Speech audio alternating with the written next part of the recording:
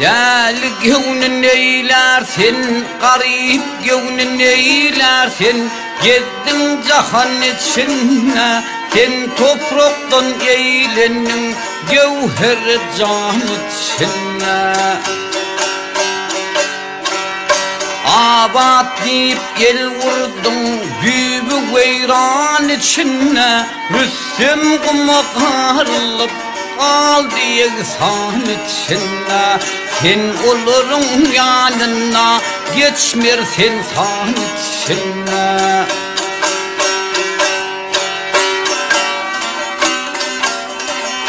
La ilahe sen sakla, ya Huday can sen sakla. Karakçıda yollarda, sağı solu çakarlar, su akmayan çöllerde.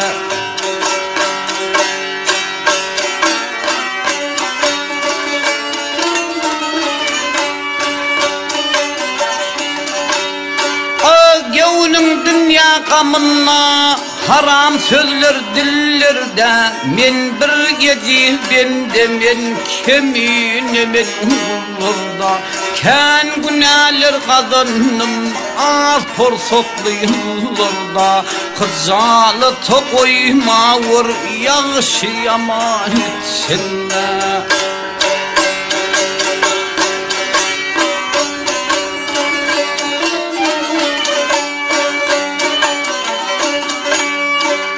Ey yaralır o dünya, can ağılır o dünya. Baran vardı gelen yok, ölüdür halinden haber hatir bilen yok.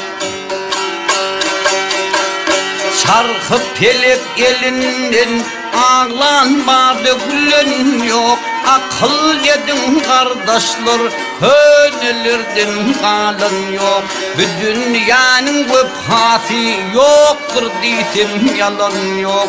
Dünyaya bir bağlığın kaldı diyanet içinde.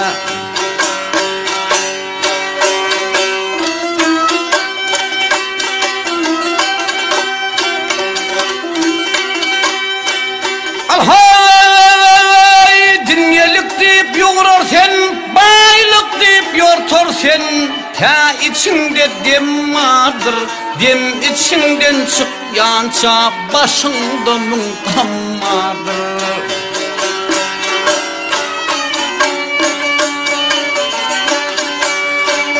Kamasına kalıp sen ne ona melhem vardır.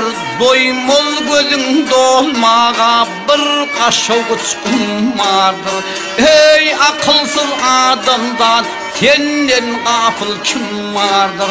Uğurt kuşları nazar sal, küllü ferman içine.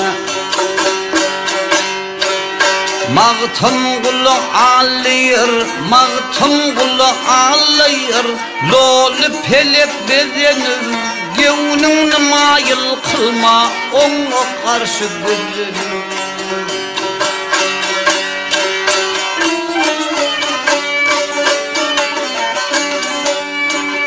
Ne prakat yatır sen, el ayağını kullanır. Azal yatır yanında, o Konya'yın gezenir. Mahşer günü barıvır, imanını kazanır.